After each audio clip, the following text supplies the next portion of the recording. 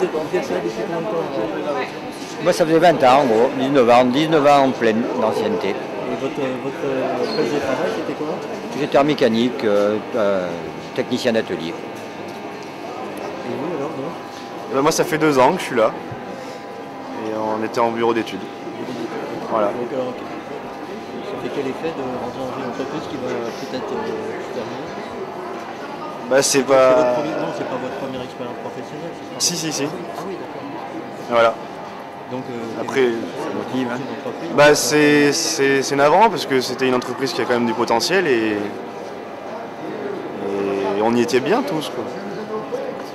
Il y a beaucoup de familles qui vont avoir du mal derrière ça, mais il y avait du potentiel, enfin, Il y a du potentiel. il y a du potentiel, il y a toujours du potentiel. Il y a toujours du potentiel, ça, c'est sûr. Il y avait un savoir, on a un savoir-faire, on a quelque chose, donc c'est pas, voilà, malheureusement, c'est exactement. Voilà, très, c'est très- des décisions qui sont bien au-dessus de nous et on peut... Voilà, on est les pions, et puis voilà, on Et subit. vous, comment vous voyez l'avenir alors Ah ben moi, dans une semaine, je suis retraité, donc l'avenir pour moi, il est tracé. Hein, Ok, ça va, c'est pas trop douloureux. donc pour moi, malheureusement, mais je pense à eux tous. Bah hein. ouais, bien sûr. Ça sera dans ma 26e année. Et vous étiez à quel poste? Alors, je me suis occupée de la documentation pendant plusieurs années. J'ai repris mes études il y a 3 ans.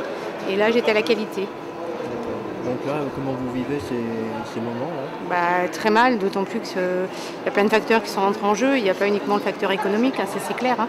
Il y a aussi le facteur hiérarchie. On a un petit peu de mal, tout part à l'eau. On s'est rendu compte qu'il n'y avait pas que le facteur économique, bien loin de là. C'est-à-dire plus précisément? Des changements de direction, il y a eu pas mal de choses comme ça, quoi. Je pense que nos collègues pourront vous en parler aussi. Oui, mais c'est bien qu'il y ait un peu j'ai le point de vue de tout le monde, quoi. Que ce soit pas que les responsables qui puissent parler. Donc c'est dommage, quoi. Mais bon, on a un savoir-faire qui part, on avait des gens consciencieux, voilà, jamais de problème de jusque-là, donc c'est dommage. Voilà. Vous êtes optimiste quand même sur quelque chose ou enfin... Au jour d'aujourd'hui, la situation est un peu bloquée, parce que c'est justement ça, c'est que notre direction, il n'y a pas de dialogue pour l'instant, les dialogues n'ont pas été ouverts encore, sérieusement, quoi. C'est surtout ça le problème.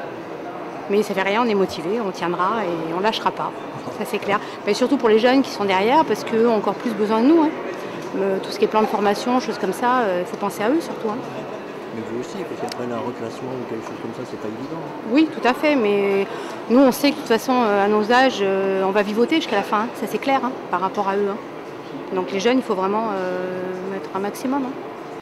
Donc ce matin, on a entamé la démarche de faire le tour des commerçants thiernois pour leur demander leur soutien, qu'ils signent la pétition qu'on adresse au Premier ministre afin qu'il nous soutienne dans cette épreuve qui consiste en la fermeture de notre usine et qui va forcément impacter tous les commerces alentours. D'accord, donc ça a été reçu comment ces visites-là? Bon, globalement, ça s'est bien passé. On a reçu pas mal de signatures et du soutien, quoi. Ouais. Ok. Ouais.